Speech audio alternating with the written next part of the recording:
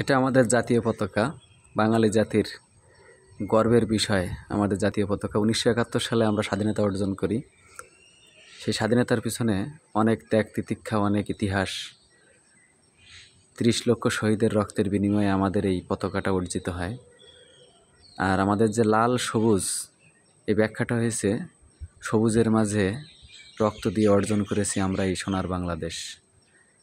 তো আমরা সকল শহীদদের প্রতি বিনম্র শ্রদ্ধা জানাই। আমি এখন যে ভিডিওটা করছি এটা ধান গবেষণা ইনস্টিটিউট বরিশাল BRRI থেকে ভিডিও করছি। বাংলাদেশ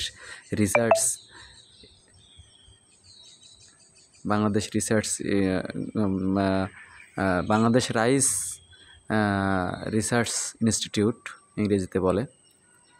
তো এই পতাকাটা দেখার পরে আমার মনের ভিতরে একটা অনুভূতি কাজ করলো যে এই যে পতাকাটা পথ করে উঠছে আজকে স্বাধীন বাংলাদেশে, এই পতাকার পিছনে কত ত্যাগ তিতিক্ষা, কত ইতিহাস, কত শহীদের রক্ত, কত সম্ভ্রম, অনেক কষ্ট অর্জিত আমাদের এই জাতীয় পতাকা। সুতরাং আমরা আমাদের জাতীয় পতাকাকে বিনম্র শ্রদ্ধা জানাবো এবং দেশ এবং দেশের মানুষ, গোটা জাতিকে সবসময় বিশ্ব দরবারে আমরা মাথা উঁচু করে দাঁড়িয়ে থাকব। আপনাদের সবাইকে ধন্যবাদ। দেশকে ভালোবাসবেন, জাতীয় পতাকাকে সম্মান করবেন, শ্রদ্ধা করবেন। সবার কাছে আমরা এই আশা করি।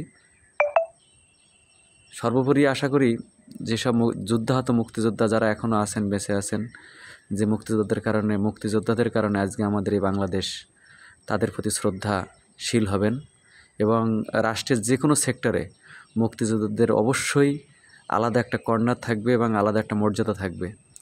যে একদিন হলেও এই স্বাধীনতা 1971 সালের মুক্তিযুদ্ধে একটু সহযোগিতা করেছেন, সেও একজন মুক্তিযোদ্ধা।